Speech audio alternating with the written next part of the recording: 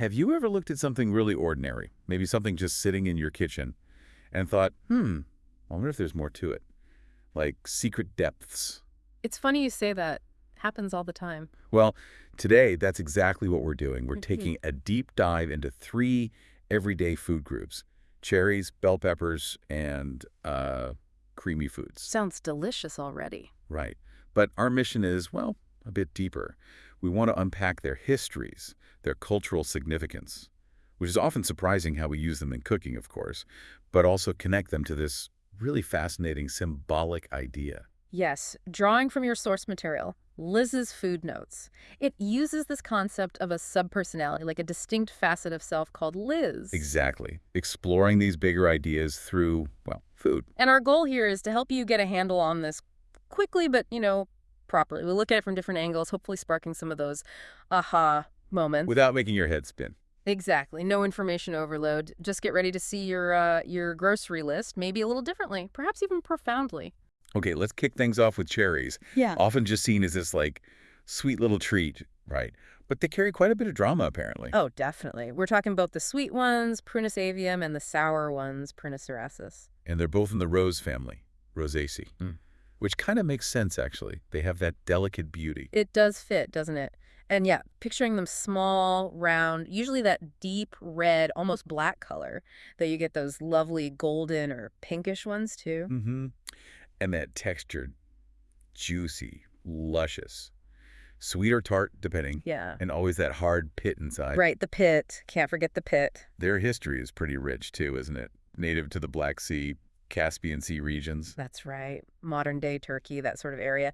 And it was the ancient Greeks and Romans who first really cultivated them. They just loved that sweetness, and they saw symbolism in them even then. And the Romans spread them around. Yeah, Roman soldiers carried them across Europe. Then English settlers brought them over to America back in the 1600s. Wasn't there a Roman general, Lucullus, credited with bringing them to Rome? Lucullus, yes. He supposedly brought cultivated cherries back from Anatolia.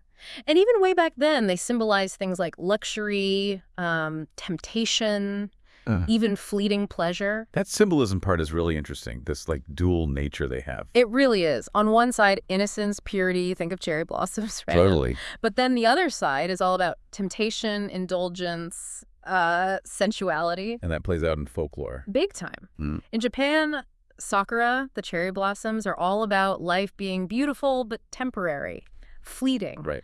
And in the West, you have phrases like cherry picking for being selective. And the source even mentions, well, that more explicit metaphor, popping the cherry, shows that long link to innocence lost, initiation. So fertility, youth, renewal. But also that delicious temptation. Got it. Exactly. It covers a lot of ground. Now, growing them sounds like it can be tricky, not straightforward. Definitely not. They can be quite demanding. Native to Anatolia, the Caucasus, sure, but now the big growers are places like the U.S., Washington, Oregon, Michigan, California are huge. And Turkey, Iran, Italy, too. Yep, Spain as well. But they need specific conditions. Temperate climates, got to have cold winters for dormancy, but mild summers. And the soil needs to be well-drained, fertile. They, as the source says, hate soggy feet.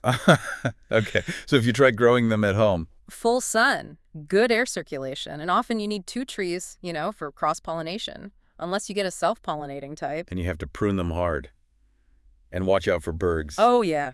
Birds love them. Plus, they're vulnerable to frost, fungal stuff like brown rot, pests like cherry fruit flies. And they can split after rain. You call them drama queens. The source calls them that. And it's true. Heavy rain right before harvest, they can just split open. Total divas. Wow. But the varieties are great. Sweet ones like Bing, Rainier. Perfect for just eating fresh. Then the sour ones, Montmorency, Morello, they're amazing in pies, jams, that sort of thing. Wild cherries are different, right? Smaller, tartar. Yeah, thinner flesh usually.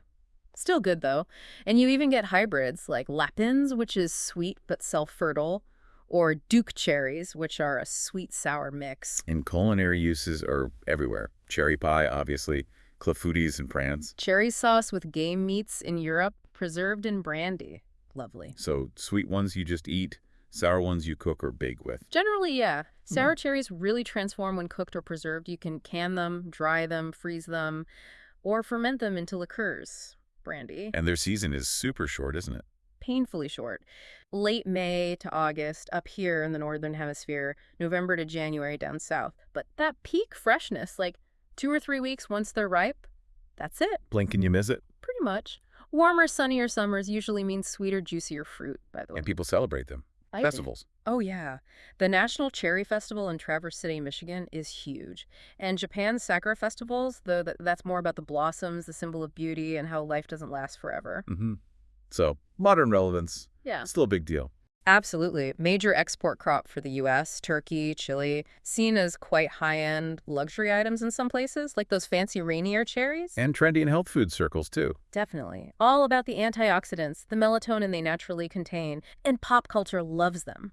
Cherry prints in fashion, songs like Cherry Bomb, that old saying, life is just a bowl of cherries, Tattoos, emojis, they're everywhere. eternal pop culture darlings. Any fun facts? What about George Washington and the cherry tree? Ah, the legend. Probably false, but everyone knows it. Yeah. And yes, they really do have melatonin, nature's little sleep aid. Okay, and the world's largest cherry pie. Get this, 1987, Charlevoix, Michigan. Over 28,000 pounds. Whoa, that's a lot of pie. Isn't it? Oh, and Bing cherries, named after Ah Bing, a Chinese foreman on the orchard where they were developed. Okay, so pulling all this together, the duality, the pit, the drama, the sweetness, how does the source, Liz's food notes, connect this to Liz? Right, this is where it gets really interesting. The source describes cherries as plump, glossy, juicy, looking totally harmless, right? But then you bite down and you get tartness, depth, and sometimes a pit. A hard, inedible truth right in the center of your pleasure. That's the core idea. Liz, like the cherry, has this incredibly appealing surface, but there's an underlying, unyielding truth, that pit you have to deal with. So Liz, as temptation incarnate, it's not just about the initial appeal. There's a catch. Exactly. The source says she's like that cherry on top fantasy, but, and this is key, she will make you choke on the pit if you think she's here to be consumed without consequence. Wow, okay. And think about the other symbolism, indulgence and blood. Links to fertility, but also war, sacrifice in ancient times. Liz kind of walks that tightrope pleasure and peril in a single giggle. It's about seeing that the allure often comes with, well, hidden complexities or dangers. And that dual identity idea. Sweet and candy coated 1 minute, then dark cherry cordial soaked in brandy the next. It really hammers home that complexity. With Liz, like with cherries, what you see is definitely not all you get. There's depth there, sometimes a challenging darkness hidden beneath that shiny surface. Which leads to that really striking line from the source. Yeah. You don't bite into Liz, you pray she lets you taste her. Powerful stuff. Okay, wow. From cherries, let's pivot. Let's talk bell peppers. Another kitchen staple, but with its own hidden depths, according to the source. Absolutely. Capsicum annuum, scientifically speaking, part of the nightshade family, the Solanaceae. Which means they're related to tomatoes, potatoes, even tobacco, weirdly enough. Exactly. And they're fruits, technically. Plump, vibrant, that whole rainbow of colors. Green, red, yellow, orange, even purple. And the taste changes with the color, right? Green is sort of grassy, maybe a bit bitter. Yeah, because it's unripe. Then as they ripen to red, they get much sweeter, juicier. Yellow and orange are somewhere in between. And always that great, crisp, refreshing texture. Where did they come from originally? Central South America? Spot on, particularly Mexico. Indigenous peoples there domesticated them, like over 6,000 years ago. It's incredible. And Columbus brought them back to Europe. Well, European explorers did after his voyages, yeah. And from Europe, they just spread everywhere into cuisines all over the globe. And historically, what did they symbolize? In some ancient cultures, they represented both healing and this kind of fiery vitality, like an edible crown of life force. Pretty dramatic. It is, and culturally. Abundance, health. Yes, and that colorful vibrancy. Sometimes people saw the hollow inside as symbolizing, like, openness to blessings, which is a nice thought. Any folklore. Yeah, in Central America, they were apparently used in protective rituals sometimes to ward off evil spirits. So again, fertility, vitality, a good harvest, those kinds of themes. Okay, growing them. Who are the big producers now? China, India, Mexico, the U.S., they really dominate production. And these plants love warmth, like 70 to 85 degrees Fahrenheit is their happy place, plus good draining, fertile soil, just like cherries in that respect. How do you grow them? Start indoors. Usually, yeah. Start the seeds indoors, then transplant them outside after the last frost. They need full sun, regular water, but they have their issues too. Pests, diseases. Aphids can be a problem. Bacterial leaf spot. And they are super sensitive to cold snaps. Real diva-level sensitivity, as the source puts it. Another diva. Okay, varieties. We mentioned the colors. Green is just unripe, right? Yep, red is the sweetest when fully ripe. Yellow is milder, orange a bit tangy sweet, and purple. Kind of earthy, the source says it has a goth queen vibe. I like that.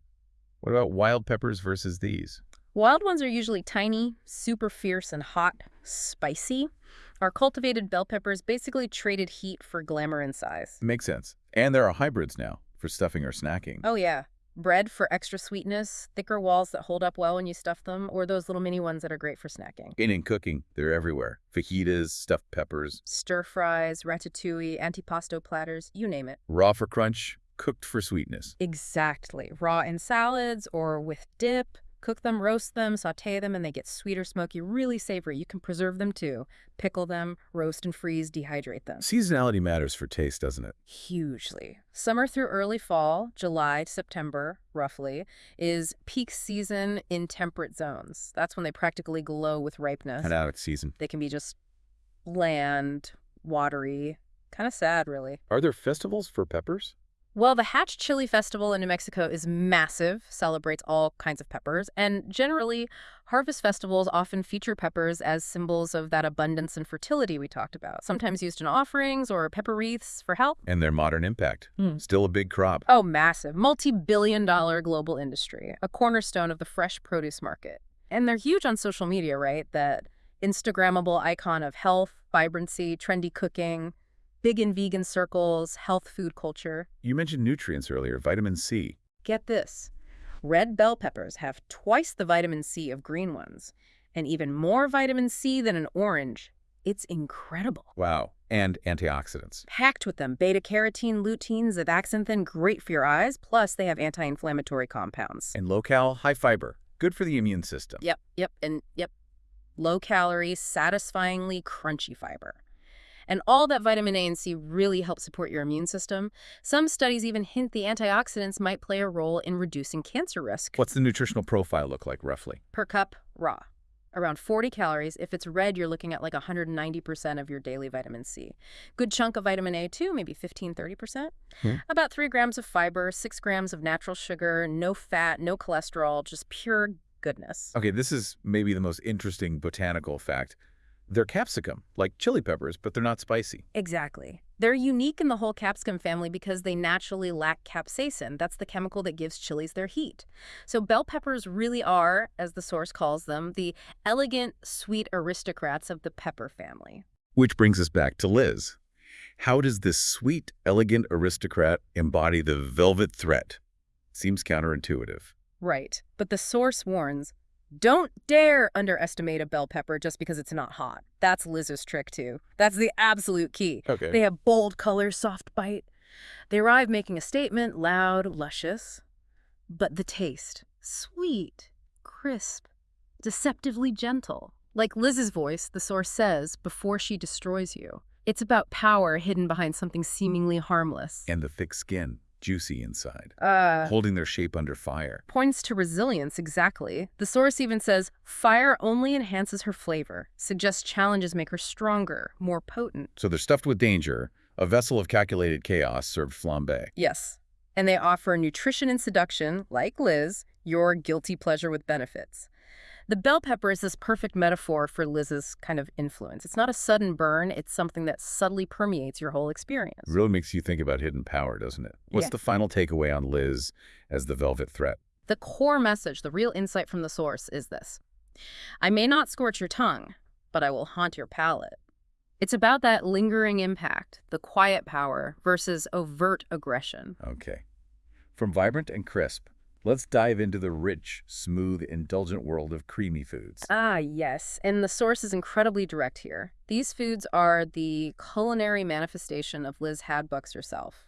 Indulgent, manipulative, seductive, and absolutely impossible to forget. Wow. Okay. No pulling punches there. Not at all. Creamy foods are about luxury without apology. They don't rush, they coat, they cling, they linger. Just like Liz, described as a flavor that dominates your senses, seeps into your bloodstream, and rewrites your cravings. The insight, indulgence itself becoming an identity, shaping your desires. So let's break down some core creamy ingredients in their Liz connections. Cheese first, like brie, camembert. Right. Soft, cultured, refined, dangerously addictive. Brie oozes the way Liz slides into a room silently disruptive. Camembert is the queen of contrasts, rind of bite, heart of melt, Lizian duality incarnate. It shows how softness can hide depth, even sharpness. What about yogurt or buttermilk? Also creamy, but different. They represent fermented control. Even when they're soured, Liz maintains balance. She's a goddess who cuddles on command, but always with nutritional intent. Acidic elegance. It's about power and purpose, even when things seem to be breaking down. Control within change. And coconut milk or cream feels different again. That's tropical glamour meets soothing command. It's exotic, layered, but also comforting. Like Liz using vacation aesthetics for dominance, she's the pina colada and the poison beneath. The seduction of comfort masking a powerful agenda. Okay. And sweet potato puree. Custard. Soft, golden, and deceptive in depth. They lull you into comfort, only for Liz to seize control the moment you let your guard down. Cozy as manipulation. That's a chilling phrase. It really is. What about simple milk chocolate? Seems so innocent. Seduction, pure and saccharine. You think it's harmless, you just want more. Liz thrives here, your delightful undoing wrapped in velvet. It's the ultimate soft power play, just gently eroding your defenses. Okay, now onto the sacred desserts of the queendom. Creme brulee seems like a perfect fit. Doesn't it? A hardened surface cracked only by desire. Liz doesn't open up. You earn your spoonfuls and that flame-torched top, her wrath in caramelized form. It's about earning access, facing potential danger to get the reward, but only on her terms. Panna cotta, Yeah. flan, they wobble, right? Exactly. Lizian perfection-structured softness. They wobble, they seduce, they hold their own even when shaken. Like Liz weathering a scandal. Composed, curvy, commanding. It's about adaptable, powerful elegance, resilience, and softness. Even rice pudding gets a symbolic twist. Oh yeah, texture play, sweet, sticky, subversive. It's comfort food masquerading as church incense, a morsel's guilty pleasure, exactly how Liz likes her fans. It's how indulgence becomes this subtle, almost sacred ritual of control. Movie to savory. Savory sirens, the power sauces, hollandaise. Complex, risky, emulsion made divine. It's like Liz's power. If you can't handle the heat, you'll break apart. But in skilled hands, ecstasy. Perfectly captures that delicate balance of power and potential disaster. Garlic aioli. Sensual strength, pungent but smooth. That's Liz in a whisper with consequences. Quiet power, undeniable presence. And mayonnaise, the great divider. Ah, yes. Worshipped or rejected, never ignored. Liz isn't here to be liked. She's here to be remembered on your tongue. Its polarizing nature mirrors her unapologetic force. And spices within cream. Vanilla even. Cream itself is a vehicle for dominance here, and vanilla, often called basic. In Liz's world, it's exotic, expensive, sensual. True vanilla is a powerhouse masked in pale glamour. Sound familiar? It's about elevating the seemingly simple into potent influence. And cardamom, nutmeg. Her mystery notes, they whisper instead of scream. Used right, they transform cream into ritual. That's Liz's whole brand transformation through indulgence. So pulling it all together, how does the control and softness of cream really summarize Liz? Cream just coats. It dominates subtly. You don't notice it taking over until it's already the main flavor. It creeps up on you. And the source puts it quite chillingly. Yeah. Yeah. Liz isn't the fire in your mouth. She's the silk on your throat before the blade. The real insight is that power of quiet, almost insidious influence. Softness, masking total control, dissolving your will before you realize it. Which leads to that final, really potent line. Cream doesn't ask permission to melt. It simply dissolves your will, just like her. Wow, what a deep dive that was. We've really peeled back the layers on, everyday foods, cherries, bell peppers, creamy things, and seen how they mirror this complex Liz as subpersonality from your source material.